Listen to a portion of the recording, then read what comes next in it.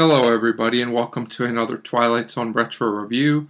Today it is Season 1, Episode 18, The Last Flight, written by Richard Matheson and starring Kenneth Haig as Lieutenant Decker, Alexander Scorby as General Harper, and Simon Scott as Major Wilson. Now, this episode, the first thing to note about it is that it was not written by Rod Serling. It was the first episode written by Richard Matheson, who is a very classic science fiction writer. And he would write many more classic episodes of The Twilight Zone. And yes, I did say classic because this episode was pretty amazing. I don't know why it's not talked about more. It's pretty great, and there's a lot to talk about, so I will get right into it. This episode starts with our main character, Lieutenant Decker, and he's flying a plane, and Rod Serling's narration starts, and he talks about how this plane is lost in time. So right away our interest is piqued. I can only imagine audiences back when this was first made, how their interest was with this. And the plane lands on an American base, only this pilot is very much British. So you notice right away that his plane is very outdated, and that something is definitely off about this whole thing. So then he meets the general, General Harper, and they start talking, and eventually we get to a point where Decker says that the year is 1917, and the general and his associate, Major Wilson, another character in the story, tell him that it's really 1959. Well, eventually, after some more talking, we get around to Decker actually figuring out that he must have gone forward in time when he passed through a cloud when he was in the air battling with his partner, Mackay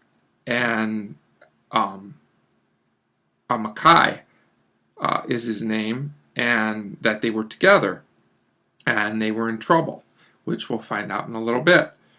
So what happens from here is right away, of course the general doesn't really believe him, but Major Wilson is a little bit more unsure, and they have a discussion, and the general suspects that maybe he wants to kill Mackay, who's supposed to be coming there for an inspection, even though Decker insists that Mackay died years ago because he saw him surrounded by 7 planes. So Major Wilson isn't so sure about this. He thinks it would be a very elaborate hoax and plan, and he tends to almost kind of believe Decker, it seems like, but not 100%, which makes sense because, you know, who would believe that? I mean, that he traveled forward in time. So anyway, next we see Major Wilson visit Lieutenant Decker, and they start talking, and Decker talks about how he was basically a coward, and he actually said, you know, Mackay was the brave one. He would look for the enemy planes and want to shoot them down and things, and he said, you know, we were surrounded and I basically left him there. That's when I went through this cloud and landed in this time. And you know, then you know, the major tells him, you know, this is impossible. The man lived. He must have got help from somewhere, you know, because he's still alive. He's coming here. And so, you know, it suddenly dawns on Decker, well, maybe he did get help, but I'm the one who would have had to have helped him because, you know, there was nobody else within miles and miles and miles around. So from there, he deduces that he has to go back to 1917, the original time, to save Mackay, because otherwise Mackay will be killed and he will never become a war hero and save many other lives. So he's saying, you know, if he's allowed to just escape and not help him, it will basically alter everything, which is a premise very influential for its time that has been used in numerous time-traveling movies, way too many to name. And it's been used a lot in TV and film over the years. And so basically what happens is, you know, Major Wilson tells him, I can't let you go, but Decker's convinced. So he hits him, runs out, you know, gets back, finds a plane, goes back up into the air basically, And it cuts away there. We're not really sure what happens.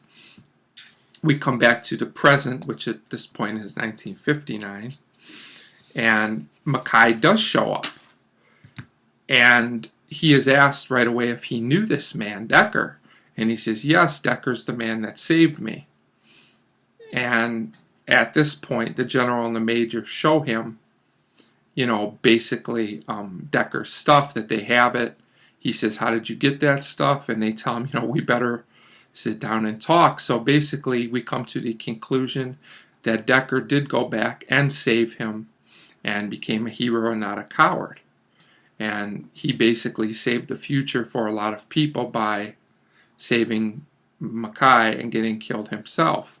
And if it sounds like a little bit confusing, you really just have to watch this episode, because it's amazing what they put in 25 minutes here. And this episode is really, really good. I'm not really sure why this episode isn't more talked about as one of the all-time classics, because to me this episode was pretty much spot on. A couple little things, because it's fun to nitpick things. It seems a little bit too natural that Decker just comes to these realizations like, oh, I must be the one that saved him. Oh, I must have gone through time. Like, how does he just know all this? It just comes to him just like that with no warning. Unless he subconsciously knew about what was going on in the past the whole time, maybe. I don't know, it's not really explained. I guess to your own satisfaction that could work. But it just seems a little too convenient. When he discovers everything, it goes perfect with where it needs to be in the plot. But I understand in a 25-minute TV episode why it would be done that way. There's not really time to elaborate any more than that anyway on this. And, other than that, this episode's pretty great. I was pretty impressed. I've, of course, seen it before and remember liking it, but I really liked it a lot this time. And I think it's very influential on a lot of time-traveling things that use similar formulas later on. So no real complaints from me, and I give The Last Flight 4.5 out of 5. 4.5 out of 5. Thanks for watching.